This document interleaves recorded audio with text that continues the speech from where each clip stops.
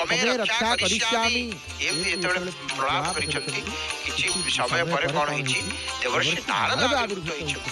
ନାରଦ ପ୍ରକଟ ହେଇଛନ୍ତି ଜଗନ୍ନାଥ ଜଗନ୍ନାଥ ଜଗନ୍ନାଥ ଆଉ ରାଜାଙ୍କୁ ଆଶ୍ୱାସନା ଦେଇକି କହିଛନ୍ତି ଯେ ବିଦ୍ୟାପତି ଇଏ କ୍ଷେତ୍ର ଛାଡିକିରି ଗଲା ପରେ ଇଏ କ୍ଷେତ୍ରରେ ରାଶି ରାଶି ବାଲିରେ ଆବୃତ ହେଇଯାଇଛି।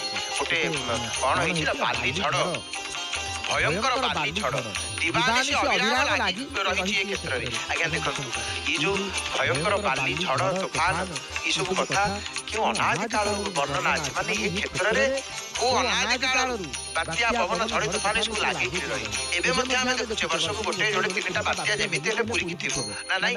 ତ ସେଇ କଥା ଦେବର୍ଷି ନାରଦ କହୁଛନ୍ତି ମହାରାଜ ଇନ୍ଦ୍ରଦମ୍ନଙ୍କୁ ଯେ ବାଲି ଝଡ଼ଟେ ଦିନ ରାତି ଲାଗିକିରି ରହିଲା, ଅବିରାମ ଲାଗିକିରି ରହିବାରୁ ଇଏ ମାନେ ପରିବେଶ ଦାରୁଣ ହେଇଯାଇଛି, ଦୁର୍ବିଷହ ହେଇଯାଇଛି ସେଇଥିପାଇଁ। ଆଉ ନାରଦ କହିଲେ ହେ ରାଜା ଇନ୍ଦ୍ରଦମ୍ନ ବାଲିରେ ଚତୁର୍ଦିଗ ପୂର୍ଣ୍ଣ ହେଇଯାଇଥିବାରୁ ତମେ ଆଉ ସେ ଲାବଣ୍ୟମୟ ବିଗ୍ରହକୁ ଆଉ ଦେଖିପାରିବନି। ଏତିକି ଶୁଣିଛନ୍ତି ମହାରାଜ ଇନ୍ଦ୍ରଦମ୍ନ ଆହା ହା ମୂର୍ଚ୍ଛା ହେଇଯାଇଛନ୍ତି। ଦେବର୍ଷି ନାରଦ କହୁଛନ୍ତି ତମେ ଆଉ ଦେଖିପାରିବନି, ଆଉ ତମେ ଯାଇକିରି ନୀଳକଣ୍ଠ ସ୍ୱୟଂଭୂଙ୍କର ଦକ୍ଷିଣ ପାର୍ଶ୍ୱସ୍ଥ ଭଗବାନ ଯଜ୍ଞ ନୃସିଂହଙ୍କର ଉପାସନା କର। ତାଙ୍କର ଉପାସନା ତୁମକୁ ତୁମର ଅଭିଷ୍ଟ ସିଦ୍ଧି ଯାହା ତମେ ଚାହୁଁଛ ସେଥିପାଇଁ ଦିଗଦର୍ଶନ ଦେବ। ରାଜା ଏ କଥା ଶୁଣିକିରି ମାନେ ସ୍ଥାନକୁ ଯାଇଛନ୍ତି ନିର୍ଦ୍ଦିଷ୍ଟ ସ୍ଥାନ, ଆଉ ସେଠି କିଛି ଯେତେବେଳେ ଦେଖିପାରି ନାହାନ୍ତି ନାରଦଙ୍କ ବାଣୀ ଯେ ଅନ୍ୟଥା ହେବାର ନୁହଁ, କାରଣ ନାରଦ ହଉଛନ୍ତି ଦେବର୍ଷି, ମାନେ ଜ୍ଞାନ ଯିଏ ପ୍ରଦାନ କରନ୍ତି ସେ ହଉଛନ୍ତି ନାରଦ।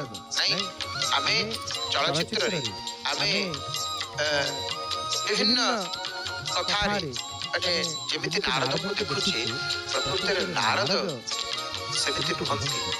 ନାରଦ କିଏ? ଯିଏ ଜ୍ଞାନ ପ୍ରଦାନ କରନ୍ତି। ନାରଦ ହଉଛନ୍ତି କିଏ? ତ ନାରଦ ହଉଛନ୍ତି ଭଗବାନଙ୍କର ପରମ ଭକ୍ତ, ଭକ୍ତିର ଆଚାର୍ଯ୍ୟ ହଉଛନ୍ତି ନାରଦ। ନାରଦଙ୍କୁ ଆମେ ଯେମିତି ଦେଖୁଛେ କଳହ ଆକାରରେ ଚରିତ୍ରରେ ଆମେ ଦେଖୁଛେ, ନାରଦ ସେମିତି ନୁହନ୍ତି। ଭକ୍ତି ମାର୍ଗର ସୂତ୍ରର ଆଚାର୍ଯ୍ୟ ନାରଦୀୟ ଭକ୍ତି ସୂତ୍ର ଅଛି, ରଚନା କରିଛନ୍ତି ଦେବର୍ଷି ନାରଦ। ନାଇଁ କିନ୍ତୁ ଆମେ ଯେମିତି ତାଙ୍କୁ ଦେଖୁଛେ ସେମିତି ନୁହନ୍ତି ନାରଦ। ନାରଦଙ୍କର ଚରିତ୍ର ତାହା ନୁହଁ। ଭଗବାନ ବିଷ୍ଣୁଙ୍କର ଅନନ୍ୟ ଭକ୍ତ ଏବଂ ନିଜେ ସ୍ୱୟଂ ଭଗବାନ ବିଷ୍ଣୁଙ୍କର ଅବତାର ନାରଦ। ନାଇଁ ନାରଦ ଶବ୍ଦର ଅର୍ଥ କଣ? ଯେ ଜ୍ଞାନ ଦିଅନ୍ତି।